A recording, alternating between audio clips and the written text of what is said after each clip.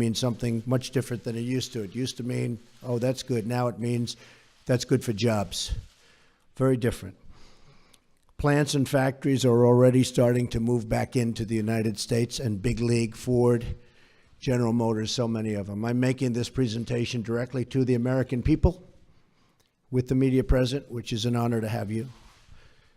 This morning, because many of our nation's reporters and folks will not tell you the truth and will not treat the wonderful people of our country with the respect that they deserve. And I hope going forward we can be a little bit different and maybe get along a little bit better if that's possible. Maybe it's not, and that's okay too. Unfortunately, much of the media in Washington, D.C., along with New York, Los Angeles in particular, speaks not for the people, but for the special interests and for those profiting off a very, very obviously broken system. The press has become so dishonest that if we don't talk about it, we are doing a tremendous disservice to the American people. Tremendous disservice. We have to talk about it to find out what's going on, because the press honestly is out of control. The level of dishonesty is out of control. I ran for president to represent the citizens of our country. I am here to change the broken system so it serves their families and their communities well. I am talking and really talking on this very entrenched power structure, and what we're doing is we're talking about the power structure. We're talking about its entrenchment. As a result, the media is going through what they have to go through to oftentimes distort, not all the time, and some of the media is fantastic, I have to say. They're honest and fantastic.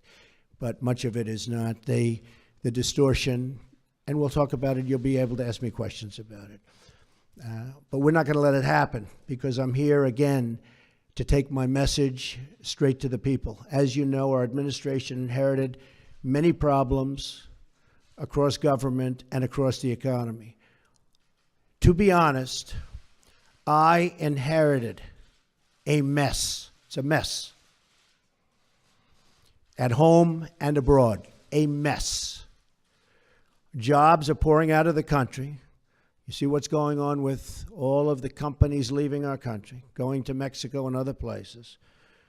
Low pay, low wages, mass instability overseas, no matter where you look. The Middle East, a disaster. North Korea, we'll take care of it, folks. We're going to take care of it all. I just want to let you know, I inherited a mess. Beginning on day one, our administration went to work to tackle these challenges. On foreign affairs, we've already begun enormously productive talks with many foreign leaders, much of it you've covered, to move forward towards stability, security, and peace in the most troubled regions of the world, of which there are many. We have had great conversations with the United Kingdom and meetings, Israel, Mexico, Japan, China, and Canada. Really, really productive conversations. I would say far more productive than you would understand. We've even developed a new council with Canada to promote women's business leaders and entrepreneurs. Very important to me, very important to my daughter Ivanka. I have directed our defense community, headed by our great general, now Secretary Mattis. He's over there now working very hard to submit a plan for the defeat of ISIS, a group that celebrates the murder and torture of innocent people in large sections of the world. It used to be a small group, now it's in large sections of the world. They've spread like cancer. ISIS has spread like cancer. Another mess I inherited.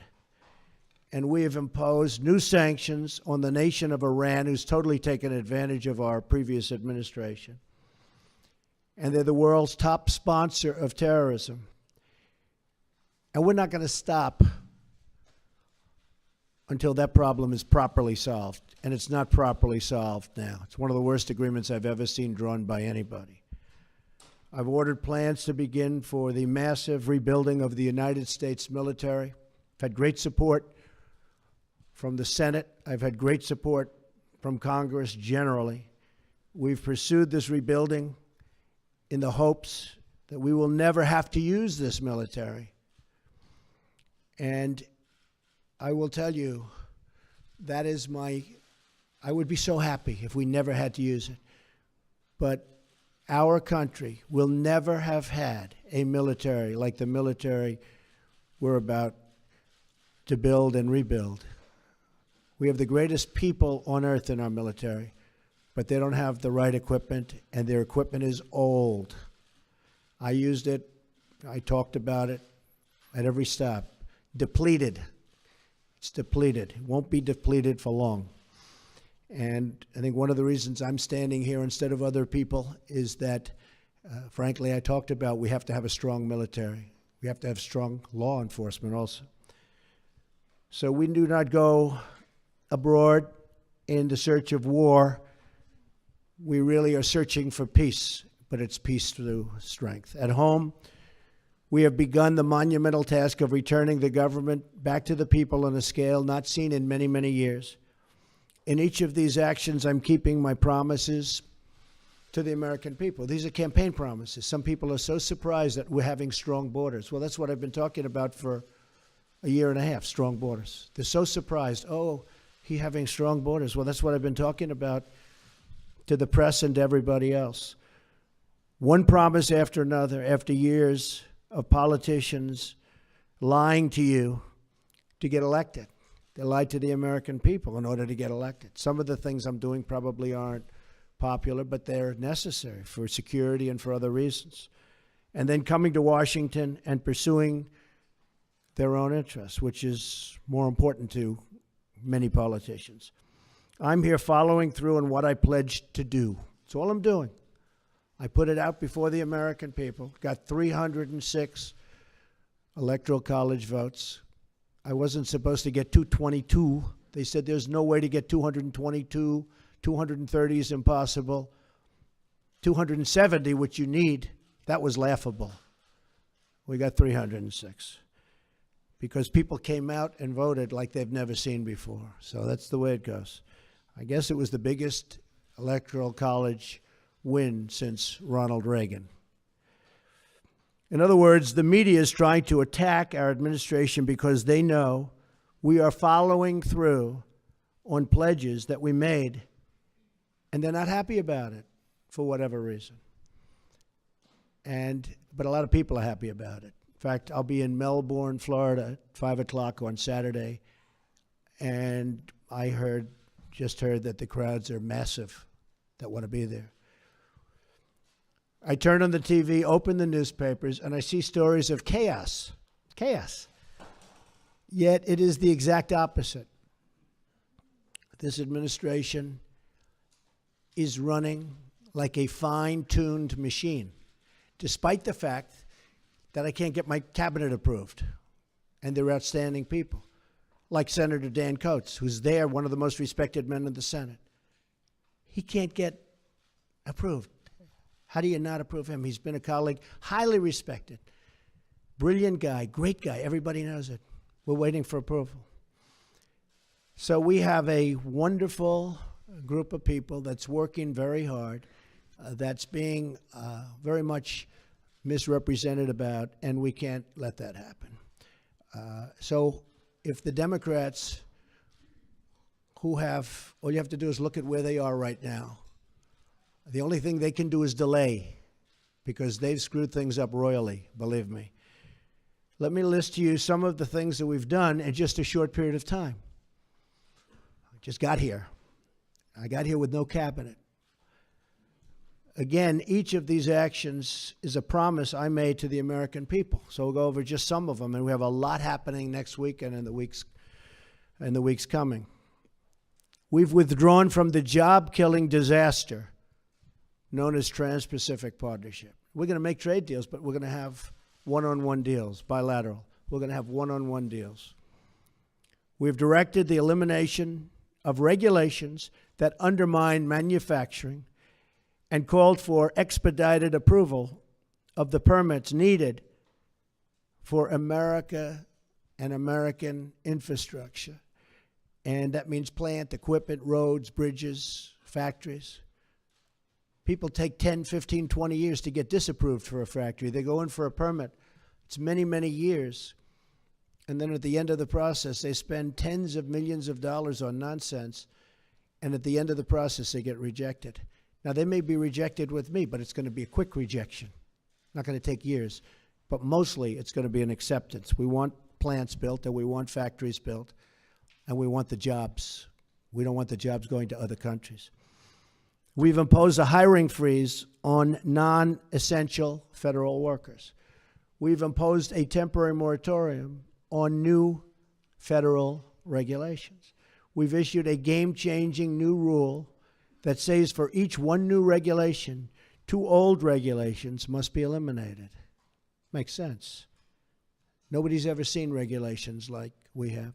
You go to other countries and you look at industries they have and you say, let me see your regulations.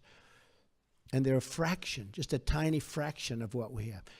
And I want regulations because I want safety, I want all environmental situations to be taken properly care of. It's very important to me. But you don't need 4 or 5 or 6 regulations to take care of the same thing.